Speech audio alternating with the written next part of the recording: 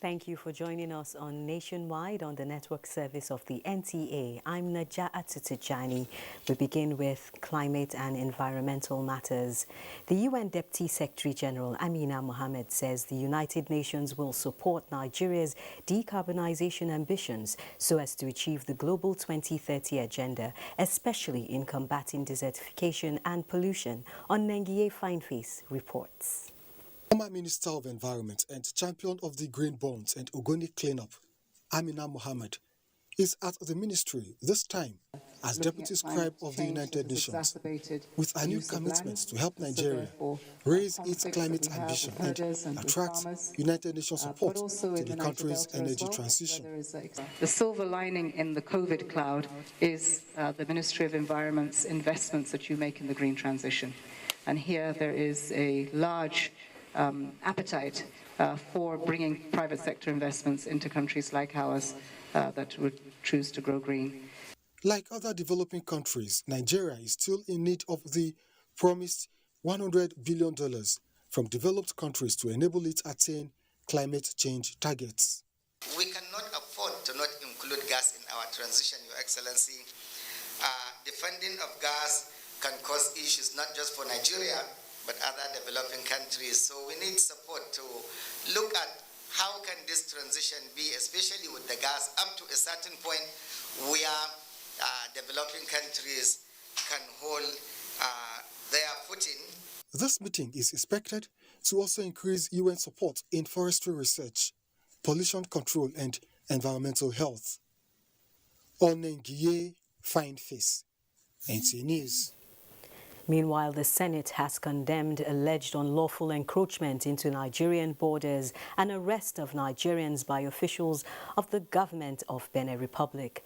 The motion of urgent public importance moved by Senator Tolu Odebiyi called for the condemnation of the unlawful encroachment and arrest, calling on the Ministries of Foreign Affairs, Justice and the National Border Commission, as well as the Senate Committee on Foreign Affairs and other related committees to investigate the matter. The senators are worried that such acts are capable of causing diplomatic feud between the two friendly countries. Direct the committees on Foreign Affairs, Justice and state and local governments to urgently engage with the Ministry of Foreign Affairs, the Federal Ministry of Justice and the National Border Commission to investigate the incident. Is that okay? Okay, those in favor of this prayer say aye. Those against say nay. The ayes have it. Meanwhile, the Senate has passed the bill that seeks to give legal backing to the Nigerian French language village in Badagry. It has also received the report of its Committee on Appropriations on the 2021 supplementary budget for consideration at the next sitting on Wednesday. The leadership of the National Assembly has assured the Public Complaints Commission that it is ready to amend the act of the Commission so as to position it to address the challenges of the moment. The President of the Senate, Ahmed Lawan, gave this assurance while inaugurating members of the Commission. Dayo Gunshola reports. Established in 1975, the Public Complaints Commission is a platform provided for Nigerians to seek redress from injustice. President of the Senate urged the commissioners to hit the ground running and be selfless in the discharge of their duties. The Commission is expected to strengthen good governance by providing a safety valve aimed at preventing aggrieved citizens from resorting to self-help, violence, and militancy.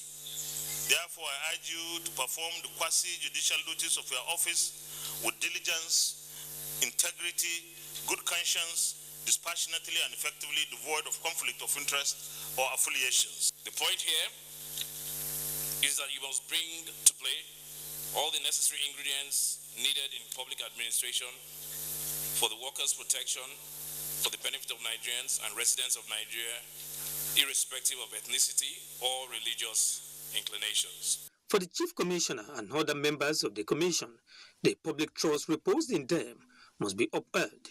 The Complaints Commission under my watch will strive to live above board in ensuring transparency, and accountability in all spheres of our operations. This is like creating a platform, an alternative platform for them to be heard. So you do it more with your conscience. It's a conscious thing. The commissioners inaugurated are from each state of the Federation. From the National Assembly, Dayo Gunshola, NTA News. The Speaker of the House of Representatives, Femi Gbajabiamila, has described as speculation news making the rounds that the Electoral Act Amendment Bill 2021 has a new section 50, subsection 2, which bans electronic transmission of election results.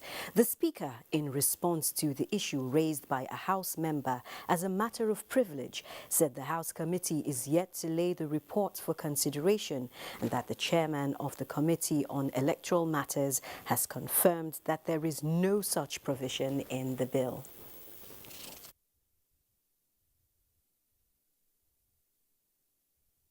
Like I said, ordinarily I would not comment on things that we read or whatever on the pages of newspapers, but because of the cacophony of voices and because you have raised that matter of privilege, and I guess to allay fears, let me just say that I do not believe that any such thing is there's been any alteration. The committee's report, only the authentic committee's report will, as has always been, be tabled on the floor of the House. Nothing more, nothing less. I have asked the chairman of the committee, she is not aware of any such, so it remains in the realm of speculation, and we'll wait till the committee submits its report. He reassures Nigerians of Parliament's resolve to pass the Electoral Act Amendment Bill soon. And still on legislative matters, the House of Representatives Committee on Host Communities says operators in the oil and gas industry must be seen to be fair in the implementation of agreements brokered by government. The committee, during an investigative hearing, restated its resolve to ensuring that any activity which will disrupt production is prevented. National Assembly correspondent Lami Ali reports. This hearing was convened in response to petitions emanating from host communities pertaining to perceived imbalance in the siting of projects by operators in the industry. The chairman of the committee said host communities as stakeholders should cooperate with government as it works to ensure that communities receive their dues. You must be ready for dialogue. And for the company too, you also have to be ready for dialogue. Dialogue doesn't kill anybody, but it solves problems. Management of the Nigeria Liquefied Natural Gas informed the committee that it has since commencement of operations worked in line with agreements as drafted by governments. In another engagement, the House Committee on Federal Capital Territory has invited the Revenue Service for clarifications on its activities due to issues of jurisdiction. From the National Assembly, Lami Ali, NTA News. The Secretary to the Government of the Federation, Boss Mustafa, has described the delivery of the 1.5 megawatt solar power project at the Ministry of Works and Housing as a clear demonstration of Nigeria's walk towards meeting her energy needs in a renewable manner. This was at the inauguration of the solar power project on behalf of President Muhammadu Buhari. Abdullahi Mohammed reports. Stone hidden two birds, parking space and the host to the solar panels. The end product, a solution to the shortage in energy needs of headquarters of two critical ministries. This, for the federal government, is working the talks of the Paris Agreement. This 1.52 megawatt solar farm, which I'm told is the largest solar project for a public building in Africa, will enable us to reduce carbon emissions. And it is something to be proud of, that we are contributing to saving the planet for future generations. Climate action is a $3 trillion investment opportunity in Africa by 2030. And let me underscore here, an investment opportunity in Africa. This is why it gives me great pleasure to be part of this launch ceremony today, which highlights Nigeria's commitment and leadership to the energy transition with renewables. The Minister of Works and Housing even points in the analysis of the impact of the project.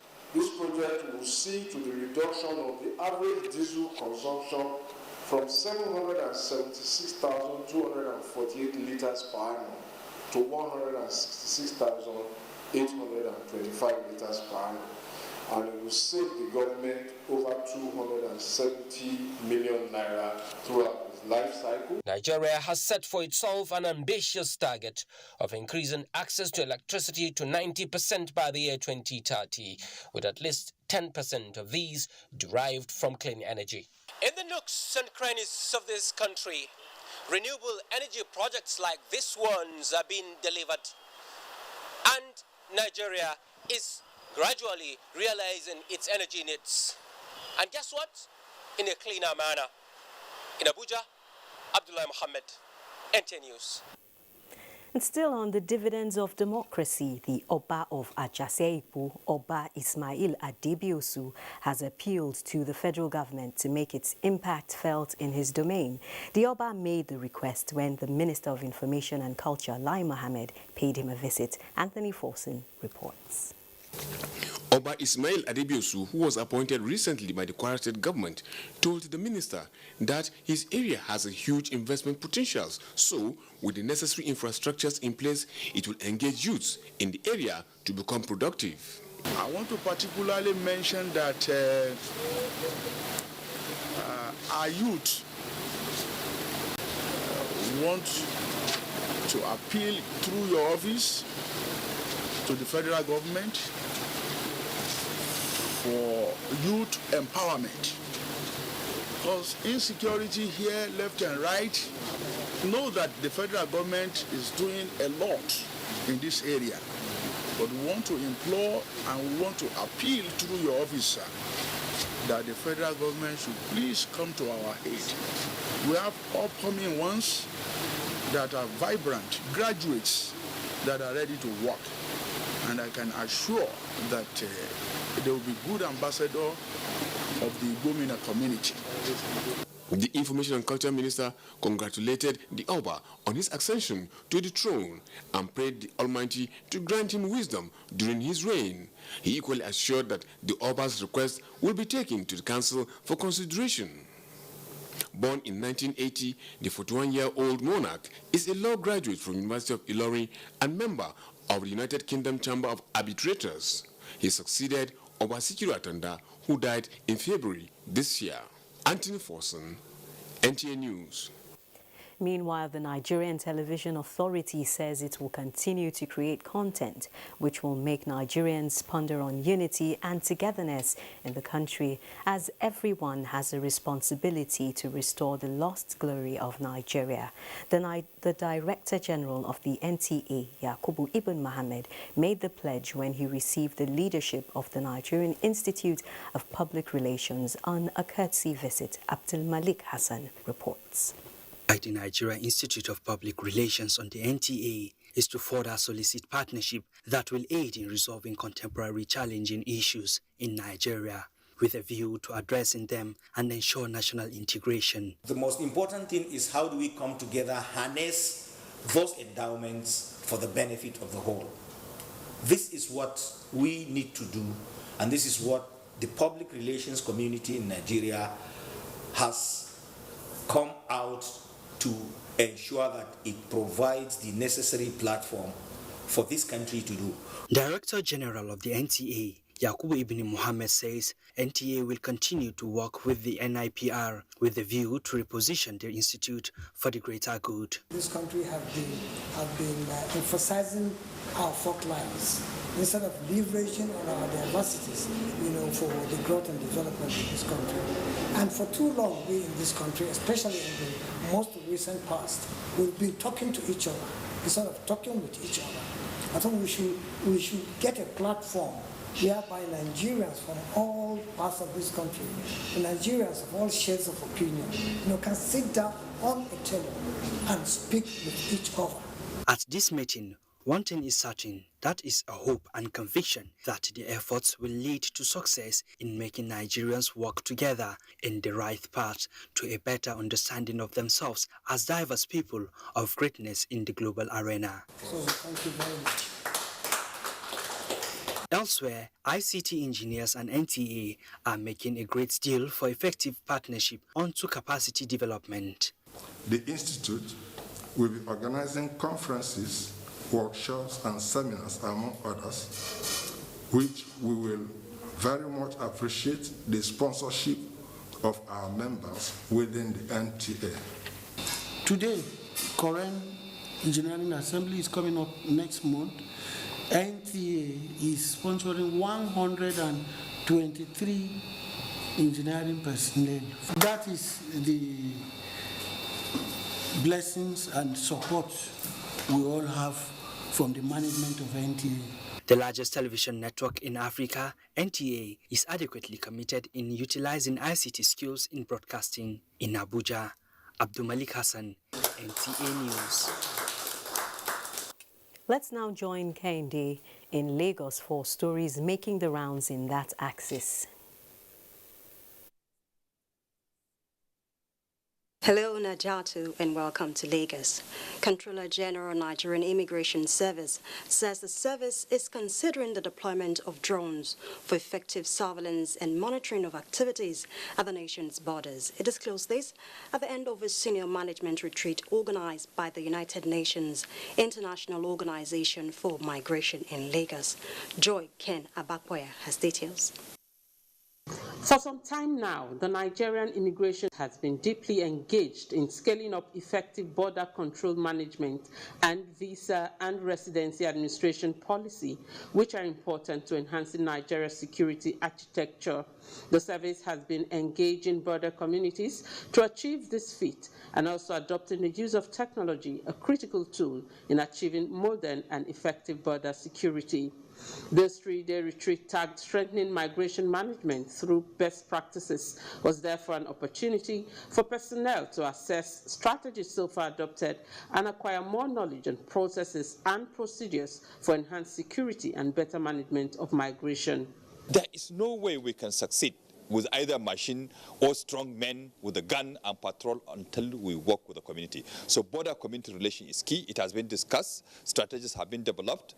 It's going to be used effectively. We are looking at a lot more than just the policy, but also all of the integrated approaches, including creating a secondary inspection system within the Nigerian airports. A communique at the end of the event, jointly signed by the Controller General Immigration and the Chief of Mission International Organization for Migration, resolved that the Nigerian Immigration Service commit to delivering a safe and orderly border control system across service windows to improve passenger facilitation, while the IOM improves its partnership with the Nigerian Immigration Service on border security and migration management efforts. In Lagos, Joy Ken Abakboya, NTA News. A 300-page book that reflects on leadership, military strategy, and maritime security has been presented to the public. Chief of the Naval Staff Vice Admiral Awa Gambo stated that the book will inspire the development of effective strategies to curb the issues of piracy and terrorism on the Nigerian waterways. Imole Ayotukide Ogunfowara has details. Lines from Chapter 4 of the book, An Admiral's Compass, Reflections on Leadership, Military Strategy and Maritime Security. The informative and authoritative book, containing 12 chapters, documents history surrounding the surveillance systems and maritime security within the country. This will lead to the development of leaders that are ready to meet the challenges of the 21st century, explore viable funding options for effective transformation of the Nigerian Navy, as well as advocate cooperation with other agencies and institutions to achieve the nation's maritime objectives. The armed forces and the Nigerian Navy in particular will therefore be required to engage in military policy duty The author of the book, Rear Admiral Francis Akpan, retired, is a naval veteran with decades of distinguished military service involving numerous domestic and international engagements at sea and onshore. The publication, it says, will play a crucial role as roadmap to solving pertinent issues plaguing the Nigerian Navy. To be able to drive the blue economy, we must have an enabled environment. That enabled environment can only come about when we cooperate and collaborate with each other. The book is expected to also serve as a viable reference material for naval officers and academic research. In Lagos, Imole Aretukede Ogunfowora, NTA News. You're still watching Nationwide on the network service of the NTA. We'll take a short break now. Nationwide continues afterwards with Salamatu in Kaduna. Detroit. Our country can be as great as we want. Let us all commit ourselves to its greatness. We must be willing to set aside our differences, unite and stay as one. In our expansive landmass, human and material resources, and plurality lies our strength. Let our challenges lead us to rediscover our common ground, and together, let's find solutions. This will take some time, so it requires patience, tolerance, and forgiveness from every one of us. Let all hands come on deck to protect and transform our country. Let us unite and see each other not as adversaries, but as brothers and sisters. Together, we can build a better Nigeria for ourselves and for the next generations. This message is brought to you by the National Orientation Agency, NOA, with support from Nigerian Television Authority, NTA. Your kids are smart. Your kids are creative. Your kids are business savvy. Now they get a chance to prove it and maybe even start their own business. The goal of the Emerging Africa competition is to raise a new breed of industrialists. Upload a video of your child pitching a business idea or showcasing an existing business to get a chance to enter the 3-week boot camp where final winners will emerge. Admission is free. Age range is 10 to 17 years. Entries open June 28th, 2021 and ends July 17th, 2021.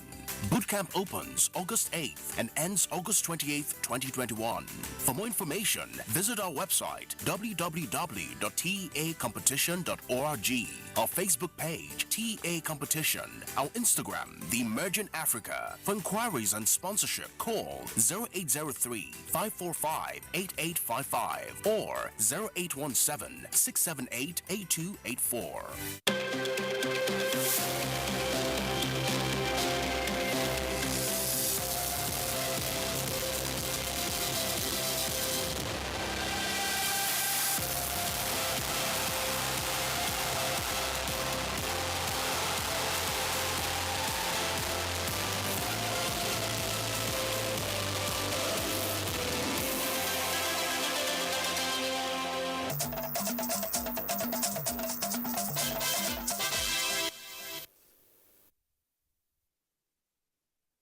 Stay in tune and a warm welcome to Kaduna.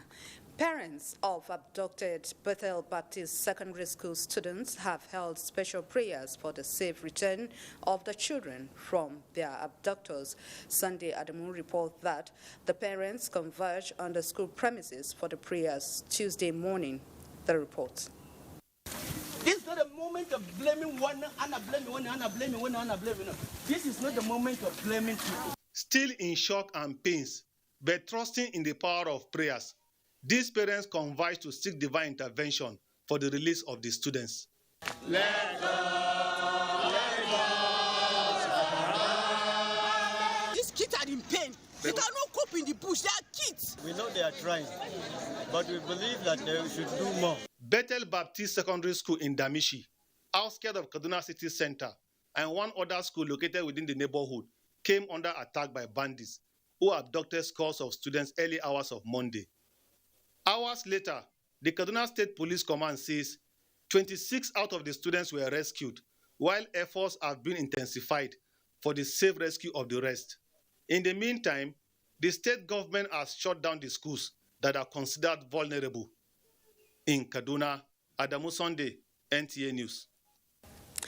I appeal to the younger generation to remain patriotic in service to their fatherland while promoting peaceful coexistence among all segments of society.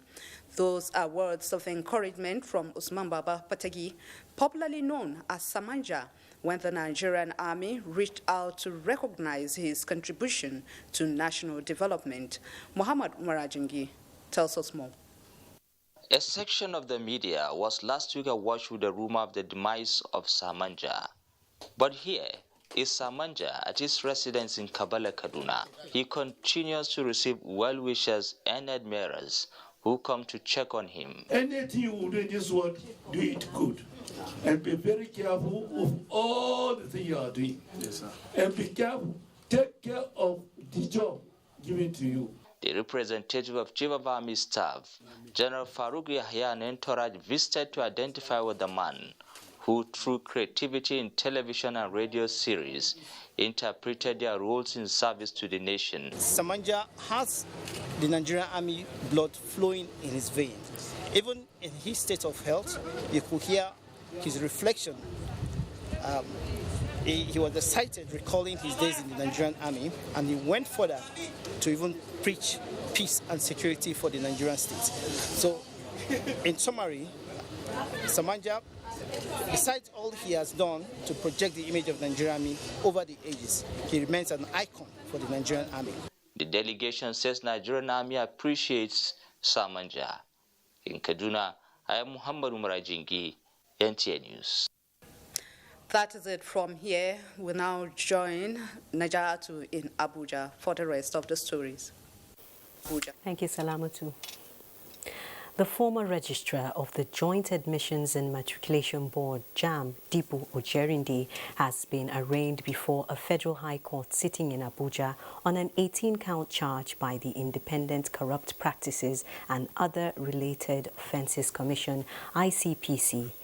Dibu Ojerinde, who pleaded not guilty to all the counts, is standing trial for alleged abuse of office, corruption and misappropriation of public funds to the tune of more than 5 billion naira. Justice Obiora Iguatu ordered the defendant to be remanded in the Kuje Correctional Facility and adjourned the case to the 8th of this month to hear the bail application of the defendant. Meanwhile, the ongoing mop-up exercise by the Imo Police Command has resulted in the arrest of suspects believed to be members of the proscribed indigenous people of Biafra, IPOB, and the Eastern Security Network, ESN, in the state. They were arrested while attempting to launch an attack on a military checkpoint along Uweri-Orlu Road. The hoodlums, who came in their numbers, were however engaged in a gun duel by the joint security agencies, leading to the arrest of 4 members of the group. A statement by the media assistant to the Commissioner of Police, Imo State, Mike Abatam, indicates that one of the suspects sustained gunshot wounds. Meanwhile, operatives of the command are presently on the trail of the escaping suspects, who are strongly believed to have escaped with gunshot injuries. The statement further shows that the Commissioner of Police, Abu Tuyaro, has vowed to sustain the operations and arrest all criminals involved in violent crimes in the state, especially as the command has embarked on mop-up operations to arrest the remnants of the ESN and IPOB members in the state. He appeals to the people to continue to provide credible information on the activities of criminal elements in their neighborhoods. The troops of 195 Battalion Sector 1 Operation Hatten-K, in conjunction with the Civilian Joint Task Force on a clearance operation within Muna General Area of Borno State, have captured 2 Boko Haram terrorists and recovered various items and utensils meant for Boko Haram replenishment. A statement by the Director, Army Public Relations, Brigadier General Onyema Mwachukwu, indicates that the items recovered from Boko Haram terrorist logistics suppliers include 1 hand grenade, 1 axe, 1 vehicle, 5 bicycles, 2 mobile phones, and some quantities of petroleum, oil, and lubricant. The troops equally recovered a large quantity of sex enhancement drugs, pesticides, and insecticides, as well as foodstuff, amongst others. The vigilant troops also destroyed several identified terrorist camps during the operations, coming across terrorists at Labi village who attempted to flee but were swiftly intercepted by the troops. The governor of Borno State, Professor Babagana Umar Zulum, has visited Niger Republic on the invitation of President Bazoum Mohamedou for a closed-door meeting with focus on repatriation of Nigerian refugees who since 2014 fled communities in different parts of northern Borno over attacks by Boko Haram terrorists. Mohamed Goni reports. President Bazoum of Niger Republic hosted Borno State Governor Professor Babagana Umar Zulum alongside Governor of Difa Region Issa Lamine, Senator Abubakar Kyari, and Speaker Borno State House of Assembly Abdul Karim Lawan to a closed-door meeting in Difa town. A number of communities in northern Borno share land borders with Niger Republic, which is why government and citizens of both countries have been collaborating on security and management of refugees. Governor Zulum, who spoke to journalists shortly after the meeting, described the session as fruitful, as a number of decisions were taken on repatriation of Borno citizens. People have developed resilience within the last 6 years, and then they are now looking forward to see how they will return to their respective communities, having seen a reasonable degree of progress made by the government of Nigeria and the government of Niger as regards the security situation in the two countries. Governor Babagana Umar Zulum also visited Malampatori, headquarters of Abadam local government area, towards preparing the liberated Boko Haram stronghold for reconstruction and safe return of the refugees. Professor Babagana Umar Zulum, who held interactive meeting with the commanding officer of the 68th Battalion in Malampatori to identify areas Borno State government could offer support, also approved 10 patrol vehicles to enhance security surveillance of the area. The governor equally directed the State Rural Water Supply Agency to drill deep aquifer borehole within the military barracks and commended the troops for their commitment. The governor later assessed infrastructure destroyed by the insurgents, which are to be constructed before December this year. In Maiduguri, Mohamed Goni, NTA News. Port Harcourt is our next stop with Deepa Bari.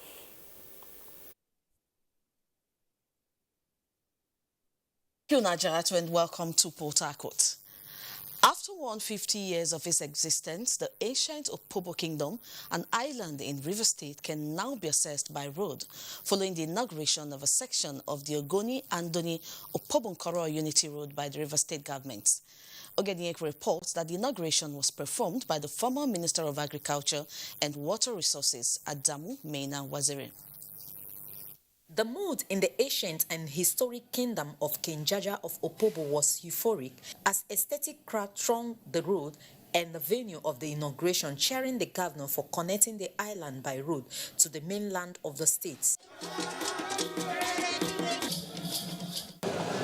thank you. We hope that the promise of that the second phase of this road. Governor Wike said the completion of the road and its inauguration is a dream come true for the people of the area and his administration. I promise them, Honorable, I told you one thing I can assure you. By the grace of God, I will not leave as governor of River State without you driving by road. Performing the inauguration, former Minister of Agriculture and Water Resources, Adamu Maina Waziri, expressed gratitude to God for helping Governor Wike to solve the critical needs of the Opobos. I knew that to come to Opobo, I must enter a boat to come. But here am I today, coming by road. The Opobo axis is 11.15 kilometer long, 7.3 meter wide, with a 1.5 meter wide shoulder on either side. In Opobo Nkoro local government area, Ogedinyekweri, NTA News. Ministry of Niger Delta Affairs has confirmed that the field forensic auditors mandated to carry out the physical verification phase of the ongoing forensic audit of the Niger Delta Development Commission handling River State and Delta State are on site and working effectively. This was confirmed by journalists who were on a fact-finding inspection tour in the two states. Diant Kumer Ulolo completes the story. The inspection, which was prompted by some negative reports emanating from the social media that most of the forensic auditors had either abandoned the project sites, but a visit to various sites in Rivers and Delta State indicates that the team is working assiduously. The team inspected Mbwakara Internal Road, Prince Avenue Amade Street Road, NDDC transformer at Insrim Street in River State. The team later proceeded to Delta State and inspected various projects that have been audited. They also inspected chairs and desks supplied by NDDC. We never used this kind of locker before and chair. Thank you, we appreciate. Directors of NDDC in Rivers and Delta States noted that in River State, over 1,200 projects have been audited, while in Delta, with a total of 2,200 projects spread across the 25 local government areas, about 75 of these projects have been audited, raising hope that the forensic audit will meet the July 31st deadline. The number of projects that have been audited, I can tell you for a fact, at least up to about 1,000 plus.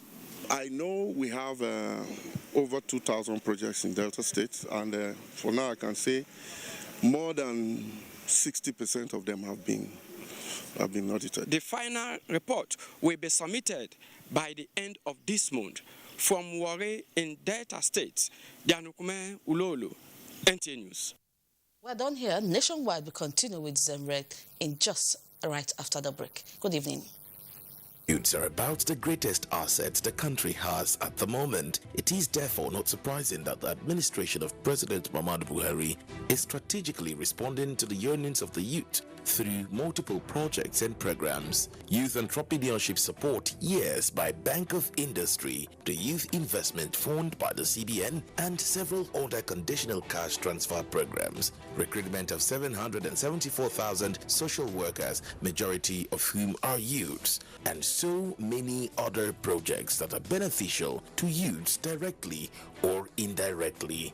If the administration can do all this, definitely with a degree of patience and time, it can achieve more. Nigerian youths must come together to say no to terrorism, no to vandalism, and no to all disruptive tendencies. Hashtag Youth for Greater Nigeria. Pacifying the youths, unifying the nation.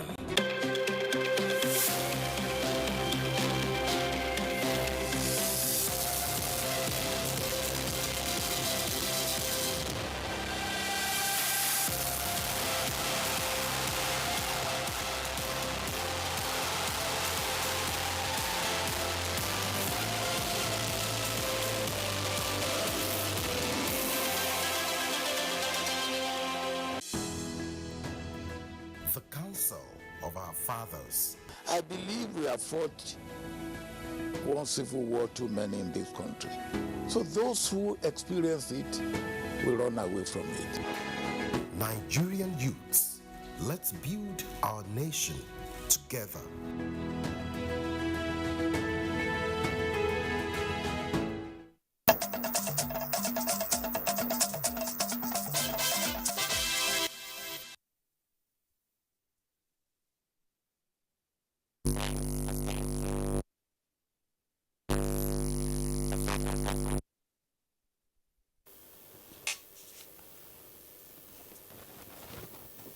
We apologize for the poor audio signal from our Jos Network Center. Moving on now, the provision of more quality, more affordable and safer accommodation of higher quality for civil servants in Nigeria is a priority for the President Buhari administration. The head of the Civil Service of the Federation for Lashade, Yemi Eson, said this at the inauguration of 2 estates under the Federal Integrated Staff Housing, FISH, at Karshi and Mararaba in Abuja. Hamman Jabani reports. Many people would ask me, is the fish office, is the fish program really in existence? And I would tell them yes, and many people don't believe it. But today, I think me having this key and having a flat to my name is a reality. I feel very happy because as a civil servant, every civil servant needs to have a house of his own. But when you have a house of your own or accommodation per se, it will motivate you because it's a moral booster. These are the testimonies of beneficiaries of the Federal Integrated Staff Housing, FISH. The houses are designed to provide stress-free home ownership to public servants and their families, not only in active service but also after retirement, in demonstration of the commitment of President Buhari-led administration towards the provision of adequate housing for Nigerians, especially federal workers. And providing houses, providing shelter to civil servants, I think is the best way of appreciating and encouraging them to even work much harder. And I think that this is just the beginning. It is implemented through integrated strategies, including uploading of ready-built houses, group land allocation, infrastructure provision, and interministerial collaboration. The houses comprise of 18 units of 2 bedrooms and 54 units of 3 and 2 bedrooms apartments. Since the inception of the FISH program in 2018, 321 off-takers have benefited. Hamad Jabani, NTA News.